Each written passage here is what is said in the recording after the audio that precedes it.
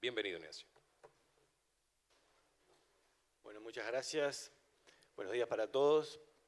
En la presentación que voy a hacer en los próximos minutos, lo que voy a tratar de mostrar es que realmente hoy existe una percepción generalizada, bastante generalizada, en que el Uruguay en particular y la región también está sufriendo una suerte de dramatismo extremo en los shocks del exterior que está recibiendo, y esto genera una suerte de parálisis que a veces pensamos que está un poco desmedida. Entonces, sí, el contexto es totalmente distinto a lo que vivíamos en la década pasada, pero no tiene nada que ver con lo que era 10 años para atrás, y todavía hay oportunidades y hay aspectos que hay que mirar con lupa para ver realmente cómo es la situación.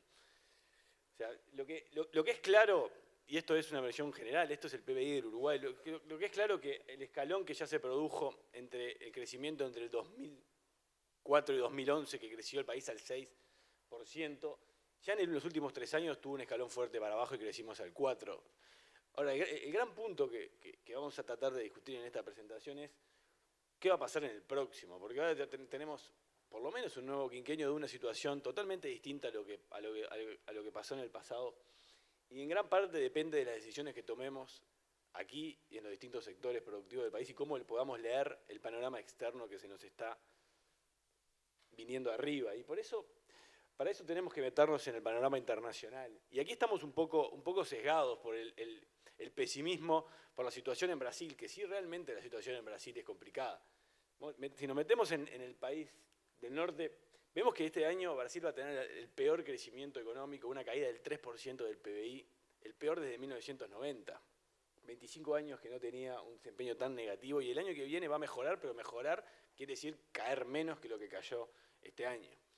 Esto se debe por una multiplicidad de factores que lo voy a ilustrar con las caras de la presidenta Dilma, que son totalmente ilustrativas de la situación. El panorama empezó a ponerse realmente complicado este año, cuando salió una sucesión de noticias asociadas con la corrupción en Petrobras, que vino de la mano del anuncio de la advertencia que le hizo Standard & Poor's, la principal calificadora de riesgo, sobre la quita del grado inversor.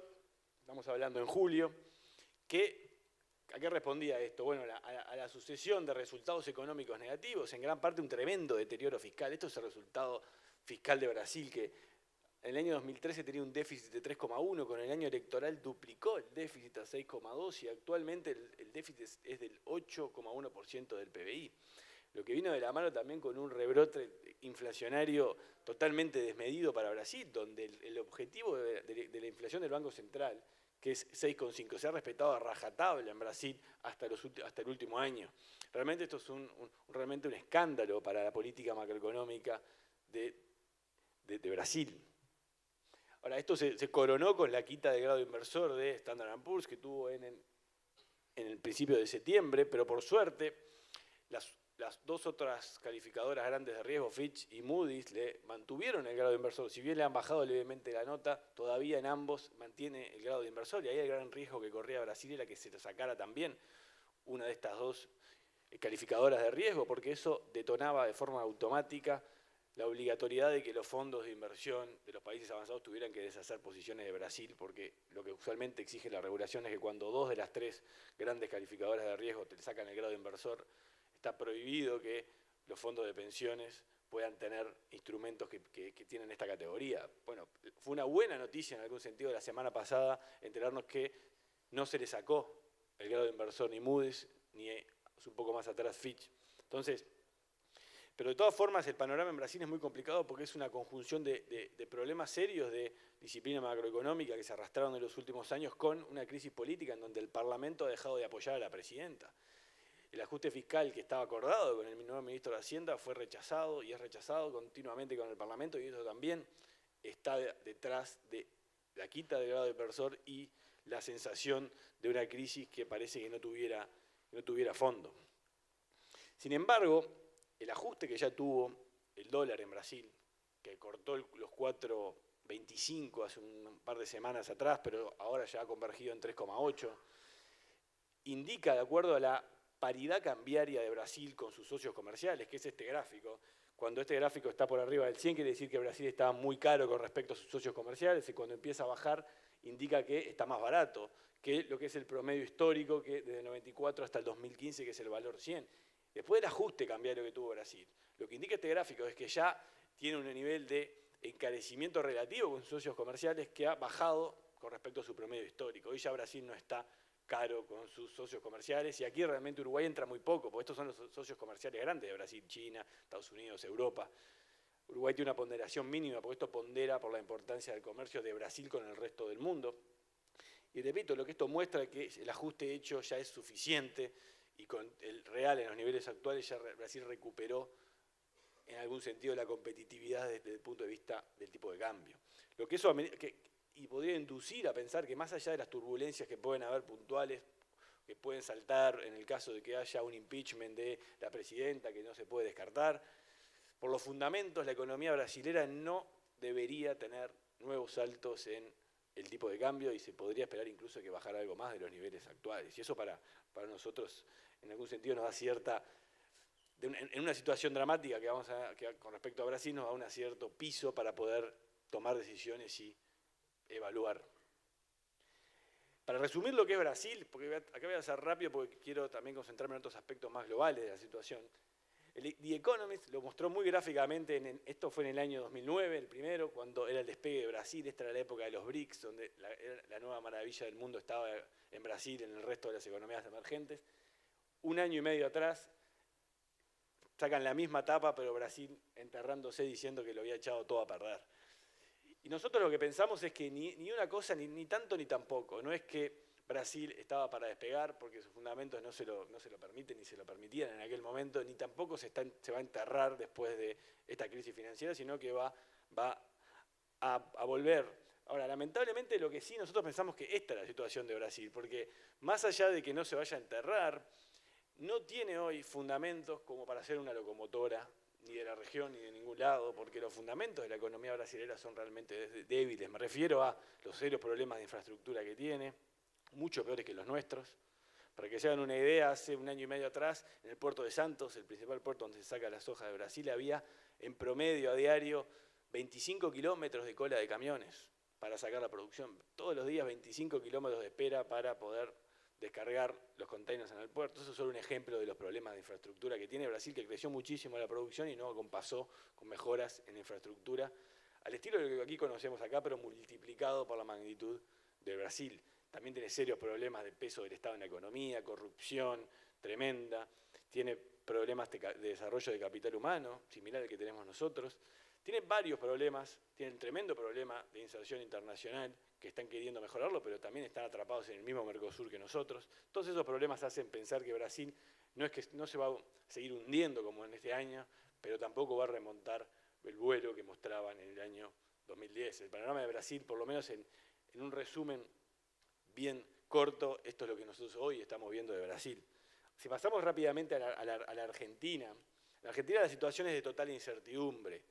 En Argentina lo que hoy sabemos que el tipo de cambio blue está de vuelta cerca de los niveles más altos, y la brecha con el oficial también, ¿no sabéis? En torno de 70, llegó a ser en 90 en el 2000, la diferencia entre el tipo de cambio oficial y el blue, en el 2014 llegó a ser 90. Las reservas están cayendo estrepitosamente y se habla que alcanzan hasta el 10 de diciembre, cuando se suma el nuevo gobierno. Ahí se estaría acabando la última reserva disponible que tiene el Banco Central de la República Argentina. Es como la historia de los días contados. Sin embargo, y esto es lo más interesante de todo, a pesar de este panorama, la confianza del consumidor en Argentina hoy está cerca de los niveles más altos históricos. Este es un indicador independiente que hace la Universidad Torcuato Di Tella, no está sesgado como los indicadores del gobierno, y muestra que, datos cerrados a septiembre, la confianza del consumidor está en los niveles más altos que hay registros desde el 98.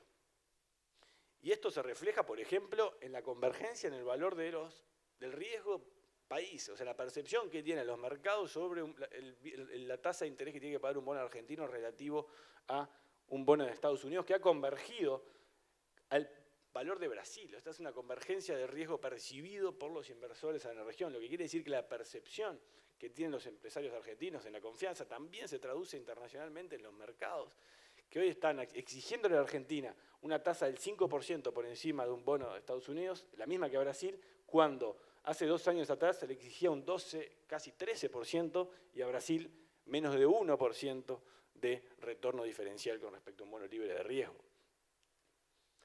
Y el Financial Times, que tiene siempre muy buenas fotos, resume en titulares y en fotos la situación de Brasil y de Argentina. Realmente captan, es un excelente termómetro para analizar lo que está pasando.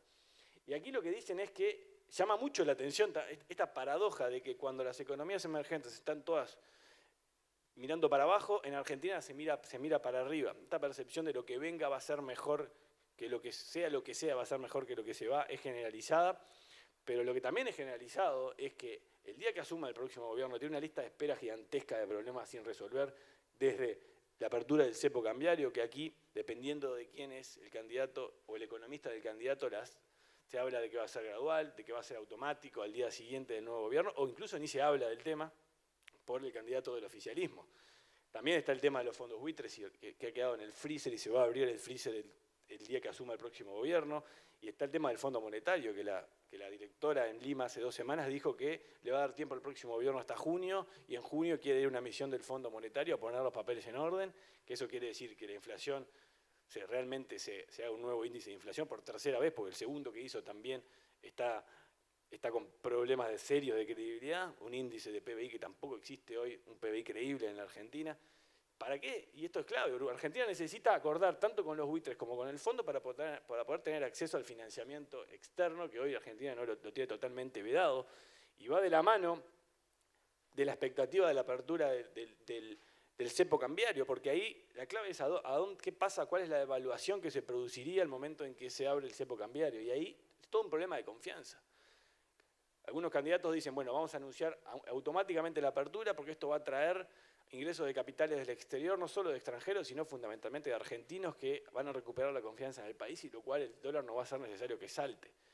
Otros dicen que esto va a ser gradual, pero ya con el cambio de gobierno el salto no va a ser muy elevado. Se habla en general, en consenso, en economistas argentinos, de un dólar que se unificaría en el entorno de los 14,5 pesos argentinos por dólar. Es como que subiría el oficial de 9,5 a 14 y el blue convergería a esos niveles, cerrando así las 2 monedas paralelas que tiene en Argentina. Eso sería el episodio ideal, pero es tremenda la incertidumbre que todavía hay sobre si esto realmente se va a instrumentar este año o cuándo. Entonces, para resumir Argentina también muy brevemente, la gran duda que queda es cómo el próximo gobierno va a poder encarar una situación que hoy es de extrema credibilidad y confianza. Eso es la gran paradoja que tiene Argentina. Tiene un escenario complicado porque tiene una cierta ebullición de lo que va a venir, mostrado en datos objetivos que acabamos de presentar, pero enormes desafíos a resolver. Pero de todas formas, lo que es claro es que no necesariamente van a ser aspectos sumamente negativos para el Uruguay como los que hemos tenido de Brasil. En gran parte, primero, porque Argentina, al Uruguay como país cada vez afecta menos en general, bastante menos que Brasil.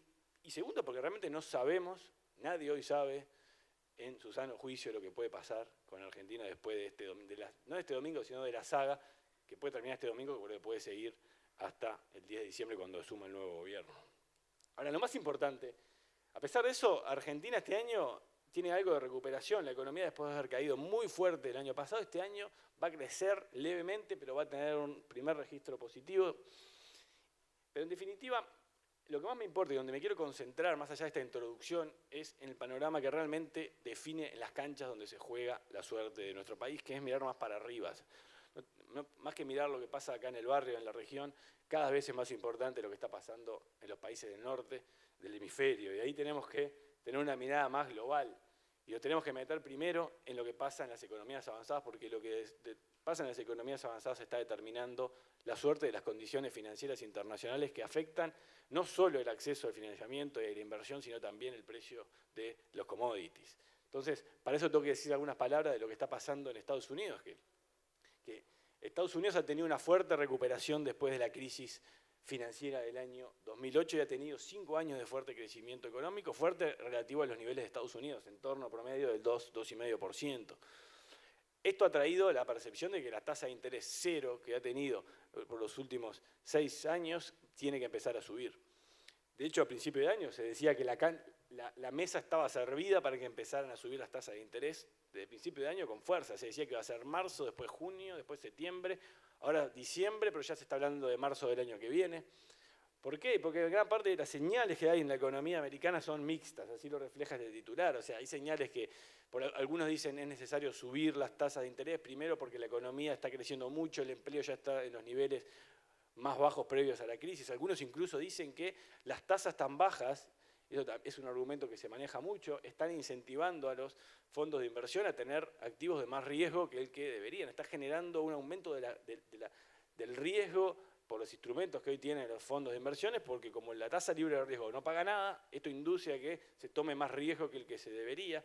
Por otro lado, y con también mucha razón, se dice ¿por qué hay que subir la tasa de interés cuando la inflación, que es la contrapartida, el riesgo de tener una tasa de interés baja, no ha respondido y sigue bastante por debajo de los objetivos que tiene la Reserva Federal? Entonces no tiene sentido cortarle el combustible a la economía de Estados Unidos cuando no hay todavía ningún riesgo de que haya una sobrereacción o una aceleración desmedida de la economía que pueda fundir el motor. Entonces, hay muchos economistas referentes a nivel internacional, como Larry Summers, que escribe acá en el Financial Times, o Paul Krugman, que escribe usualmente en el New York Times, que dicen que no es momento todavía, ni ahora ni a principios del año que viene, de subir la tasa de interés. Más allá de estas opiniones que muchas veces marcan agenda, lo que importa es ver lo que dicen los propios miembros de la Reserva Federal, y este es un gráfico que salió ahora hace poco también en el Financial Times. Como verán, yo sigo bastante el Financial Times porque es la referencia a nivel internacional de las noticias financieras, es el mejor diario que existe a nivel financiero, contiene las mejores noticias y está en tiempo real actualizado con todo lo financiero y económico a nivel global. Y lo que dice este gráfico es que los puntitos es lo que piensa hacer, es una encuesta que se le hizo a los miembros de la Reserva Federal, que son los que levantan la mano para determinar la suba o no de la tasa de interés. Y lo que se ve importante acá es que la gran mayoría espera que empiece a subir este año levemente, a 0,375. Y lo más importante es la dinámica, que no hay nadie, hay muy pocos que en el largo plazo, más allá del 2020, esperan una tasa de interés por encima del 3,5, que es una tasa todavía sumamente baja. Entonces va a ser gradual y con tasas muy bajas la suba al momento que se concrete. Y esto es una buena noticia. Entonces lo que tenemos que entenderlo, que estas son buenas noticias que estamos teniendo y es un contraste enorme con el pasado, con episodios donde nos venían las 10 plagas de Egipto todas juntas, que era crisis en la región, pero también falta de acceso al mercado internacional. Esto se ha reflejado, por ejemplo, que el gobierno pudo colocar esta semana deuda, tasas históricamente bajas, pagando solo 2% por encima de un bono de Estados Unidos, endeudándose al 4,5% en el mediano y largo plazo. Entonces es una realidad que es muy positiva y que se debe internalizar en la confianza que hay en el Uruguay, pero no es solo en Estados Unidos, porque la tasa de interés internacional no solo se define en Estados Unidos, sino también en los países de Europa. Y ahí lo que importa es que ya no se habla de crisis en Europa, sino que lo que hay en la situación de Europa es un crecimiento lento. Y esto es el mejor escenario para nosotros. Que Europa creciera fuerte implicaría que las tasas de interés en Europa empezarían a subir. Y acá todavía Europa está 2 o 3 años atrás que Estados Unidos en la recuperación. Alemania se espera que crezca, pero en el entorno, y Francia en el entorno del 1, 1,5, y los países que más cayeron en la crisis, que son Italia y España, dentro de los relevantes, estoy dejando de lado a Grecia, Portugal, sino realmente los que son grandes y mueven la aguja, se esperan crecimientos, pero también más allá de este repunte de España de este año, son crecimientos magros, lo cual refleja que las medidas de expansión monetaria y bajas tasas de interés en Europa todavía tienen un largo rato. Y eso para nosotros es lo que tiene que importar. Y si bajamos a tierra en el mapa y nos metemos en Uruguay, vemos que lo que dice de vuelta este titular es que las tasas normales para la inversión en los países avanzados están todavía lejanas, son un sueño distante para los inversores. Y esto a nosotros es lo que nos tiene que importar como país para poder atraer todavía a esta inversión. Estas son las tasas reales que se paga la inversión de largo plazo, es aproximado por el bono a 10 años. Porque una cosa es la tasa de la Reserva Federal, que es la tasa de corto plazo, pero eso se tiene que después traducir, y no necesariamente lo ha hecho siempre, a tasas de largo plazo, que son las que finalmente determinan la inversión. Y lo que se ve que están en Europa tasas reales negativas de interés a 10 años, y en Estados Unidos apenas positiva, 0,7. Y esta tendencia es una tendencia que ha venido procesando desde el año 2000, fundamentalmente por factores estructurales que empezaron a cambiar levemente, pero que están instalados todavía. Por ejemplo, el aumento con el crecimiento de China y el Asia aumentó mucho el ahorro disponible para financiarse. Y esto es importante porque la tasa de interés finalmente es el costo del acceso al financiamiento. Si hay más fondos disponibles, porque China creció mucho, ¿no?, desde el 2000 hasta menos este año, pero después me voy a meter a fondo en China, quiere decir que hubo más fondos disponibles para invertir. Y si a su vez a esto se le suma que las oportunidades de inversión en los países desarrollados, que son la gran mayoría de oportunidades de inversión en el mundo, están planchadas y con pocas perspectivas, se genera que, como en cualquier bien, aumenta la oferta, cae la demanda, el precio cae. Y así es como ha pasado en la tasa de interés en los últimos 15 años, y la tendencia es a que esto levemente empiece a darse vuelta. Pero ¿por qué levemente? Porque los factores que explican la caída de largo plazo de las tasas se dan vuelta muy lentamente. Sí, Asia cada vez ahorra menos porque China cada vez consume más, y eso lo voy a mostrar, pero el proceso es muy lento. Sí, crece menos, pero es mucho más grande. Las oportunidades de inversión en Estados Unidos están empezando a aparecer con la recuperación, pero estudios que han hecho a nivel del Fondo Monetario analizando crisis financieras en todas las economías desde tiempos inmemoriales demuestran que la inversión es la variable que último ha sido el gran motor del crecimiento que ha tenido el país. Miren lo que era en el año de 99 el porcentaje del PBI de la inversión extranjera directa. Era 1% del PBI, lo que explicaba la inversión extranjera, que venía a financiar plantas, a comprar empresas, a financiar toda la revolución tecnológica del país. En gran parte o en una muy importante medida vino financiada con ingresos de capitales del exterior que están 5 veces por encima de lo que era en el año 99. Bajando, sí, porque hemos tenido una caída en este último año del entorno de 700 millones de dólares menos de ingresos, pero todavía en niveles 4 veces superiores a lo que estaban en el año 99. Y la clave es poder sostener esto, evitar que esto siga cayendo y tratar de sostener, porque gran parte de esto es lo que explica que se explica porque los ingresos de capitales totales en millones de dólares se multiplicaron por 7. Esto incluye no solo inversión extranjera directa, sino también ingresos de capitales de cartera, de financieros que vienen a comprar activos y no a comprar una empresa, que vienen a comprar bonos del Tesoro. Se multiplicaron por 7 si uno mira el promedio 2005-2014 relativo al 90-2004. Esto hubiera sido impensable si las tasas de interés, que es la línea roja en el gráfico, no hubieran estado en los niveles que estaban antes. Bajó a la mitad la tasa de interés.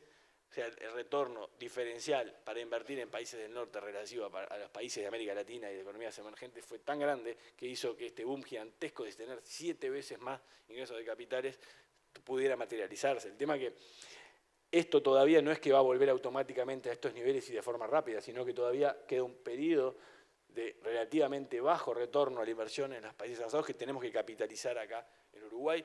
Y esto, repito, es una buena noticia. Esto del contexto internacional nos pone todavía en una posición optimista para poder seguir aprovechando oportunidades que tienen el problema que, si uno mira del lado de lo que nosotros le brindamos a los inversores, hay cada vez problemas de retorno, porque el retorno, costo Uruguay, el costo para invertir en Uruguay ha crecido mucho también. Entonces ahí entra el gran desafío que me voy a detener al final de la presentación, pero lo que ha pasado en el país es que hay una transformación muy importante de inversión que pasó de 14% del PBI a 24%, en gran parte financiado por este ingreso de capital que ha recibido el país del exterior. Y esto es la clave de poderlo seguir manteniendo. Ahora, déjenme ir a donde acá mucho importa, pero van a ver que también importa no solo China, sino también las condiciones financieras internacionales que acabo de decir para determinar el precio de las materias primas y los commodities. En China nosotros tenemos una visión un poco menos dramática que la que existe últimamente sobre la economía china. Nosotros pensamos que sí es verdad, la tasa de crecimiento se ha desacelerado dramáticamente, pasó de ser 14% en el 2007 a ser menos del 7% este año y seguir bajando el año que viene. China está creciendo a la menor tasa en los últimos 25 años y todo indica que va a seguir cayendo la tasa el año que viene. Sin embargo, y esto obviamente preocupa. ¿Por qué? Y porque China es realmente el principal consumidor de los commodities. Todo el mundo lo sabe, pero miren lo que son los números. Soja, 30% de la soja se come en China. 30%. Ni que hablar otros commodities que para la cual la situación, vamos a ver, es bastante más dramática que para los alimentos, como es, por ejemplo, el hierro, que el 56% se consume en China. Ahora, hay que relativizar este tema de las tasas de interés. Es vital entender que el tamaño importa, y estos 4 gráficos muestran que el tamaño importa. El primero que indica que la economía china en valor es hoy 4 veces más grande que lo que era hace una década atrás. 4 veces más grande, 4 veces mayor poder de consumo tiene hoy la economía china, que sí está creciendo una tasa menos, pero es un monstruo gigantesco que es 4 veces más grande que lo que era hace 10 años. Este dato es revelador de este concepto. En el año 2007, la economía china, como les mostré, creció al 14%. El año pasado creció a la mitad, al 7%. Sin embargo, a pesar de crecer la mitad, se crearon 1.200.000 más puestos de trabajo urbanos en una economía que está creciendo a la mitad que la que crecía antes. ¿Por qué? Porque es mucho más grande y el volumen importa. Y desde el punto de vista de lo que a nosotros nos importa, que es qué consume esta gente que está entrando al trabajo formalmente a razón de 1.200.000 por año, que pasan de una economía de subsistencia a una economía de mercado y empiezan a poder consumir más. Lo que importa es qué patrones de consumo tienen esta economía en un contexto que el consumo, como bien lo estableció los planes quinquenales del gobierno chino, que se pusieron como objetivo cambiar el paradigma de crecimiento, y lo están haciendo porque no tienen más remedio, porque la economía está pasando a un estadio diferente. El consumo, que era el 48% del PBI, del ingreso generado, total generado en la China, en el año 2013, solo en un año ganó 3 puntos de participación en el total del ingreso generado. Entonces, habla que este proceso de cambio de patrón de crecimiento está en juego en China hoy, y se refleja, por ejemplo, que a pesar de que la semana pasada salió el dato de crecimiento del PBI del tercer trimestre y daba por 6,9 por debajo del 7 y generó cierto ruido. Si uno mira la evolución del consumo en ese mismo periodo, distintos indicadores dando un crecimiento del 10% en el mismo periodo del consumo. Ahora, si uno mira el motor antiguo y el que la gente miraba, la industria en China creció 4%. Entonces, ahí se empieza a ver cómo el cambio de patrón está impulsando más el sector servicios, que creció más que el PBI. Impulsó una creación del 9% de crecimiento de los servicios en China en el mismo momento que está cayendo la tasa de crecimiento global. Por lo tanto, el cambio de patrón está en juego y esto tiene consecuencias sustanciales para nuestras perspectivas de mediano y largo plazo para lo que nosotros producimos.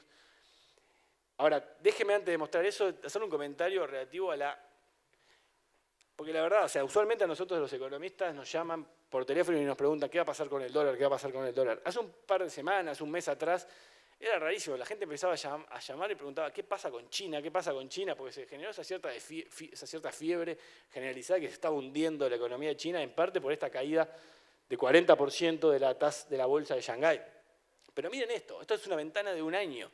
Si miramos de un año a esta parte, la evolución de las bolsas de China relativa a la bolsa de Japón, de Estados Unidos y de Alemania, vemos que la que tuvo mejor desempeño en el último año sigue siendo la China, a pesar de esta caída, de esta burbuja que tuvo. Lo único que pasó es que recuperó los niveles de principio de año y está muy por encima incluso que la bolsa de Estados Unidos y de Europa, donde Estados Unidos se discute si subir la tasa de interés. Entonces, pongamos un poco en perspectiva lo que pasa y cómo a veces los titulares pueden generar una percepción que no es la del todo realista de una economía cuando uno le pone un poquito de lupa a lo que hay que mirar. Lo mismo con la devaluación del renminbi, la moneda china, que se dijo que era la guerra de monedas, la gran devaluación de China. Si uno lo pone en perspectiva, es la economía emergente de las grandes que menos devaluó.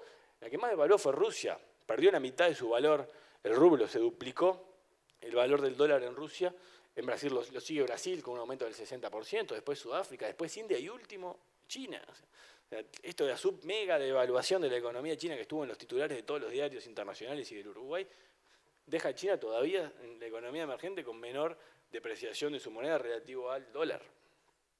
Entonces, para bajar a tierra nosotros esto de lo que nos importa, acá lo que importa es que hay factores de largo plazo, que eso está estudiado por una serie de estudios internacionales que analizan cuáles son las tendencias globales en el consumo, en gran parte asociado a que China ya no es China, sino que hoy China es un país de ingreso medio y medio alto que está mirando hacia arriba. El China que la gente tiene en la cabeza hoy es Camboya, Laos, Vietnam, países que siguen siendo baratos. Hoy China ya no es un país barato, es un país de ingreso medio que consume. Y este consumo tiene patrones estudiados en experiencias similares a la China en otros países. Y aquí en metales es claro, y a nosotros no nos importa, pero sí lo quiero contrastar con la realidad de un país, por ejemplo Chile, donde sí está complicado, donde el cobre y el hierro van a estar desplazados en el consumo, ya lo están siendo, por metales más sofisticados, como el aluminio, el estaño y el zinc. Ahora, en alimentos, también lo que se dice que el arroz está cediendo lugares a la soja y la carne. Por lo tanto, la demanda soja y carne va a seguir estando sólida y son justo las estrellas de los productos que el Uruguay produce y exporta. O sea, de vuelta, tenemos... Esto sí es tener suerte, porque justo los productos que nosotros tenemos son los que más tendencialmente tienen buenas perspectivas para el futuro. Este es el mapa de la dependencia de alimentos. Los valores verdes son aquellas economías del mundo que producen más alimentos que las que consumen. Les sobra alimentos por los cuales los venden afuera. Perdón, al revés. Los verdes son los que necesitan alimentos. Los rojos somos los que producimos bastante más que lo que comemos. Obviamente el líder acá es Groenlandia. No vive prácticamente nadie, entonces todo lo que se produce se vende. En América Latina, Paraguay es el líder que tiene mayor capacidad de exportación de alimentos, y Uruguay y Argentina están muy bien acá, o sea, están entre los líderes mundiales. Esto contrasta con Chile, que aquí está complicado, porque depende mucho del cobre, de un producto que subyacentemente tiende a ser cada vez menos demandado. Ahora ustedes me podrían decir, bueno, entonces, ¿cómo se explica la caída tan fuerte y dramática que han tenido los precios de todos los commodities en los últimos años? Justamente ahí es la clave. No fue una caída de los alimentos, fue una caída de todos los commodities. ¿Por qué? Porque esto responde a factores financieros. El canal financiero afecta de forma sustancial los commodities. ¿Por qué? Porque la expectativa de la suba de la tasa de interés en Estados Unidos, que hace ya un par de años que está presente, latente en los mercados, ha generado un desplazamiento en el portafolio de las inversiones. Y cuando se miran a los commodities como un activo financiero, han perdido valor relativo, atracción para los fondos de inversión que han deshecho posiciones en commodities y han tomado posiciones en bonos de Estados Unidos, y eso ha hecho bajar el precio o contribuir a la baja del valor de los commodities momentáneamente para este periodo, mientras las condiciones financieras se normalicen. Segundo factor, como los precios de los commodities se fijan en dólares, la suba que ha tenido el dólar a nivel internacional también es otro factor que ha contribuido a hacer caer los precios de los commodities. Ambos factores presentes en los últimos años y ambos factores teniendo un rol preponderante en la caída observada. Entonces es importante ver el contraste entre factores puntuales y de mediano plazo, como son estos financieros y valores, y factores tendenciales y de largo plazo, como son los anteriores, que vienen del lado del consumo de una economía que sigue patrones que son lentos, pero son difíciles de revertir. Es muy difícil esperar que haya un cambio en estos patrones de consumo, fundamentalmente en China. Si uno mira los precios, obviamente está esto. O sea, si ven los commodities en su conjunto, ve que después del boom hubo un periodo de cierta estabilidad y de un año a esta parte de una caída dramática, pero de todas formas, y para esto pongo este gráfico, a pesar de esta dramática caída, si uno mira los niveles del periodo de 98-2002, todavía hoy está el doble, o sea, el doble de los precios con esta dramática caída en su conjunto. Y esto está bastante sesgado por petróleo y metales, que son los que más cayeron, porque si miramos petróleo negro, la dramática caída, si miramos metales, le sigue, y los alimentos son los que menos han fluctuado, han tenido sí una caída, pero de vuelta, todos hoy se encuentran, si uno se para en enero de 2004, hace 11 años, están las tres categorías 50% por encima de lo que estaban en aquel momento. Si nos metemos más en los alimentos, los que más a los uruguayos les importa, la carne sigue en niveles altos, pero ojo, por este efecto financiero también ha tenido una caída del 24% de su precio en el último año, ni que hablar del 40% de caída en la soja, que se ha estabilizado y ahora tuvo una leve caída al final, pero en un precio que todavía es un 20% más alto que hace 10 años. Y la celulosa, que es un commodity ahora también relevante para Uruguay, juega en otras ligas y tiene una estabilidad bastante mayor, porque acá sí no juega tanto como un commodity financiero, como la carne y como la soja.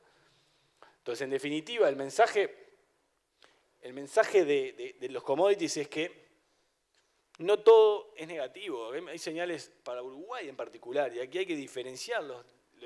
Porque acá las conclusiones no pueden ser generales, no se pueden sacar conclusiones generales para los commodities, hay que ver para qué producto y para qué mercado puede afectar. Y aquí no mencioné el efecto climático, porque no me quiero meter, porque también hubo efectos climáticos sustanciales en las caídas recientes de los precios, pero como no soy especialista en el término, no quise ni meterme, pero sabemos todos que acá efectos puntuales del clima también afectaron la caída de los precios, pero ahí es aleatorio a lo que puede pasar también en el futuro. Ahora, para cerrar, o sea, y para ir uniendo todas las piezas del puzzle, este es un modelo que nosotros desarrollamos en el Centro de Economía de la Universidad de Montevideo, donde proyectamos el PBI uruguayo en base a todos estos factores. Todos estos factores tienen tremendo impacto en la evolución del PBI del Uruguay. De hecho, la línea punteada es cómo hubiera sido la tasa de crecimiento anual del PBI uruguayo considerando solo las condiciones financieras internacionales, los precios de los commodities, tanto que vendemos como los que compramos, ahí está metido el petróleo, y nada más, o sea, todos factores externos.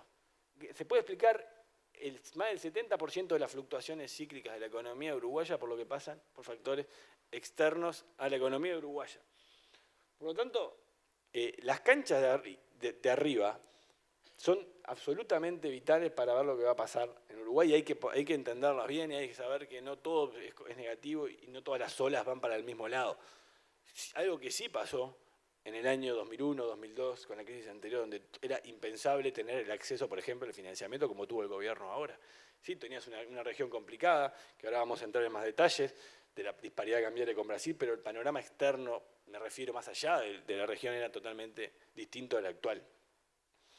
Entonces, lo que nuestro modelo de proyección da, y aquí discrepamos con el gobierno, que espera proyecciones para este año y el año que viene del entorno del 2,5% de crecimiento, nosotros internalizando estas tendencias, vemos un crecimiento menor, pero todavía crecimiento al fin de 1,5% y 1,5% para estos 2 años. Ya después es muy difícil hacer proyecciones porque ahí va a depender también lo que pase se devele un poco la incertidumbre regional.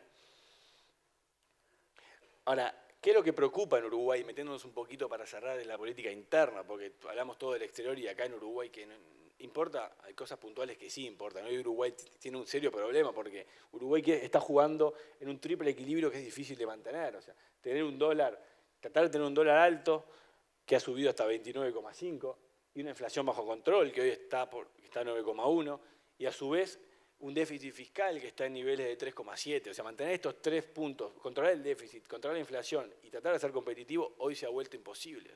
Entonces, lo que hoy Uruguay tiene que revisar un poco cómo ha sido esta estrategia que ha mantenido por los últimos, te diría, 3, 4 años, donde se ha tratado de ir ajustando los distintos desajustes para que ninguno se vaya demasiado de mambo.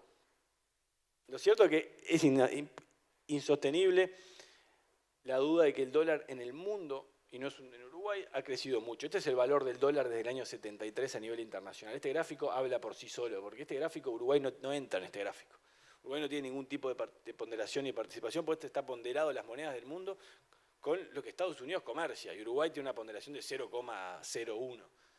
Acá está China, está Rusia, está Europa. Entonces el dólar con una canasta de monedas representativa para Estados Unidos. Y lo que se ve es que después de haber estado en niveles mínimos históricos, se ha pasado y se ha superado el promedio histórico del valor del dólar. Miren los otros picos de altos valores del dólar y vemos cómo se correlaciona con la historia en Uruguay. Miren el año 82, tremenda suba del valor del dólar. Miren el año 2002, suba también importante del dólar. Primero, hoy estamos bastante lejos de estos picos, que fueron dramáticos para el Uruguay y para toda la región, cuando Uruguay no jugaba acá, o sea, no se enteró de que esto iba a subir, pero sí tuvo consecuencias serias y tremendas crisis en nuestro país.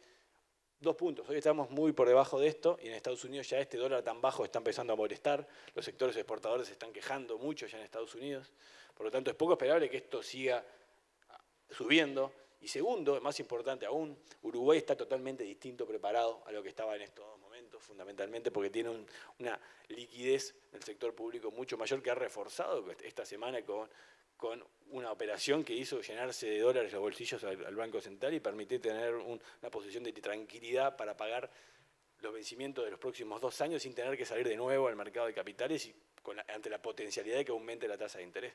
Pero hasta el día de hoy eso no se ha reflejado en los mercados y sigue habiendo un acceso sumamente barato para endeudarse a los gobiernos, por ejemplo, en Uruguay. Entonces la situación es distinta, pero el diferencial de devaluación en los distintos países a Uruguay lo ha afectado. Con Brasil hoy tenemos una disparidad cambiaria parecida a lo que fue el máximo histórico después del 13 de enero del 99, cuando fue la drástica devaluación del real, que fue en un día, acá lo ven. O sea, estábamos en equilibrio y de golpe Brasil tuvo una tremenda devaluación.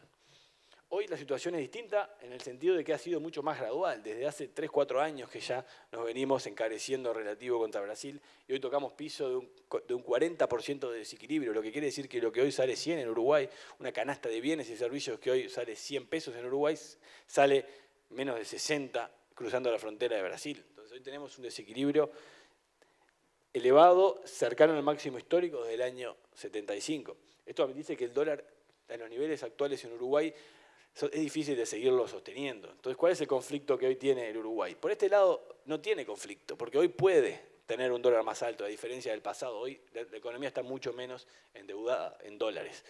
En el pasado, gran parte de la consecuencia que tuvo la suba del dólar fue una quiebra masiva de empresas por aumento de costos financieros asociados con pasivos en moneda extranjera que no tenían ingresos de estas empresas en moneda extranjera.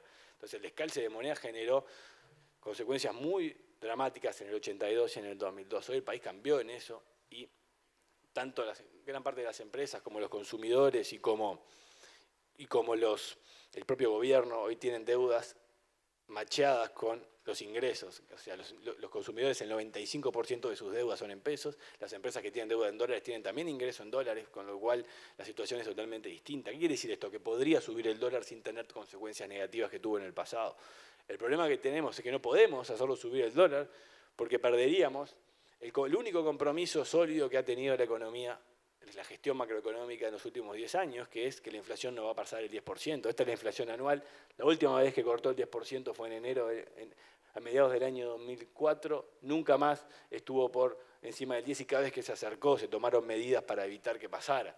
Hoy estamos en una situación de que si el dólar sube, por ejemplo, si el dólar se fuera a 33, a fin de año sería prácticamente inevitable que la inflación cortara por encima del 10%. Y aquí hay discrepancias en algunos colegas que dicen que hay que dejarla ir y no importa después tratar de matarla. Nosotros pensamos que este activo es muy difícil de recuperar y el perderlo es muy costoso en materia de confianza y credibilidad. Y de hecho también lo dicen las calificadoras de riesgo que últimamente han mantenido la buena nota de Uruguay, el grado inversor, pero han puesto una advertencia diciendo la inflación, que es elevada para lo que debería ser, es la principal preocupación que tienen con respecto a nosotros. Entonces, este es un activo que vale mucho y hay que buscar todas las formas posibles de mantenerlo. Entonces, ¿cómo se puede lograr un dólar más alto, que es el que se necesita para el sector productivo, sin perder este compromiso, que a su vez no es solo un compromiso psicológico, son los costos internos que también rebotan y terminan haciendo que la devaluación tenga también menos efecto real cuando aumentan también los costos internos. Entonces, ahí la clave es hacer un mix. Por lo menos nosotros pensamos que para poder tener este objetivo de un dólar a 33, hicimos los números, se necesita ayudar a que no suba la inflación con las tarifas públicas, de que el gobierno tiene manejo. Y aquí me refiero fundamentalmente a la tarifa de ANCAP, que tuvo una reducción dramática de su principal insumo y no se ha reflejado todavía en los precios de los combustibles. De hecho, todavía sigue estando más alta, porque la suba que tuvo hace unos meses en junio no es compensada por la baja irrisoria de $1 que se va a concretar mañana. Entonces, ahí hay un espacio para jugar y ese es otro shock positivo y tremendamente positivo que tuvo el país, que es la baja del principal insumo. Uruguay es de los países del mundo que mayor proporción de petróleo importa relativo a su tamaño. Entonces, tenemos esta baja a la mitad del precio del petróleo que llegó para quedarse, porque esto lo indican los estudios internacionales en la materia, que no va a volver a los niveles que conocimos en el pasado, sino que va a estar un buen rato en estos niveles. No lo hemos podido aprovechar y pensamos que ya a esta altura la decisión de no...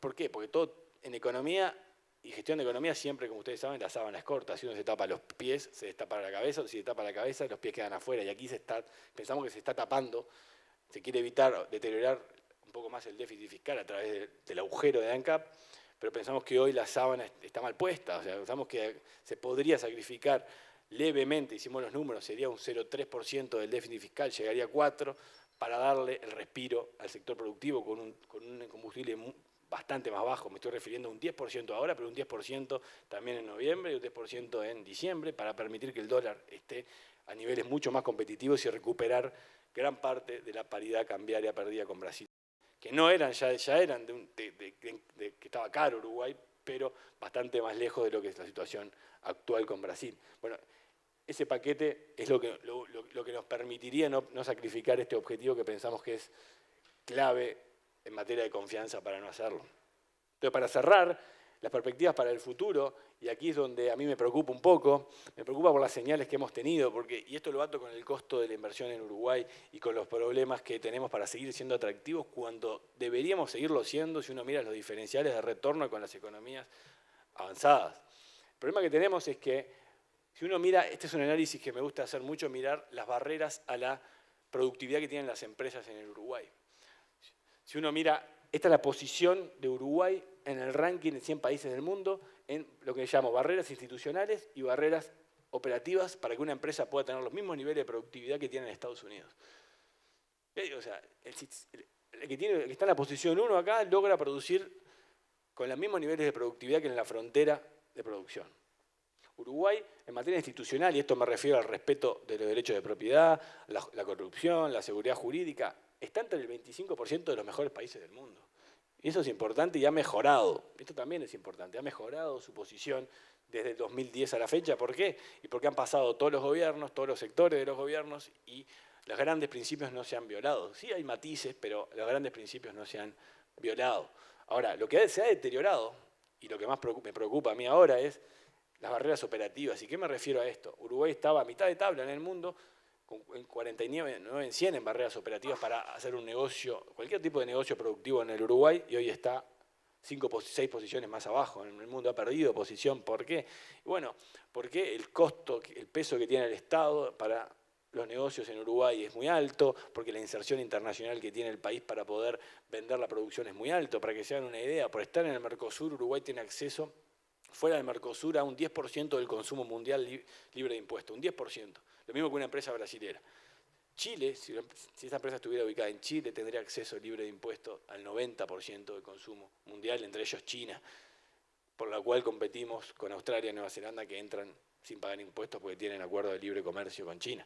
Entonces, por ese lado, esto es una traba hoy para interna, operativa de las empresas, el acceso a mercados, pero también me refiero a la infraestructura física, que hace que los costos principales para la producción sean los fletes. También me refiero al problema de mano de obra, que cada vez es más difícil poder contratar mano de obra con una calificación mínima que pueda generar valor agregado a una empresa a la hora de contratar y que pueda desarrollar una función que sea más allá que la simple lectura de las instrucciones que se le dan.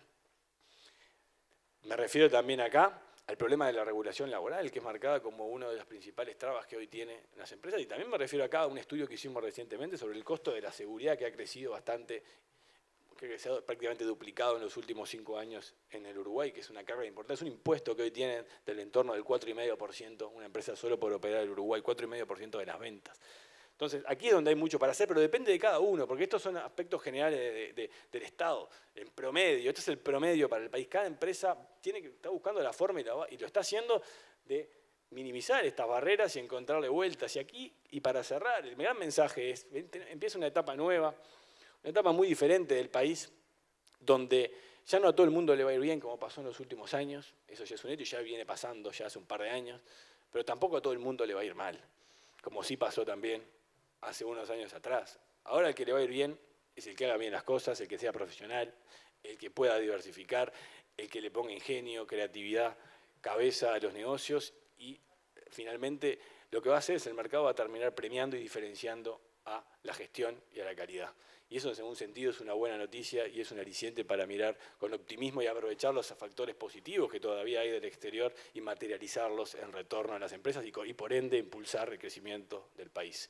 Muchas gracias.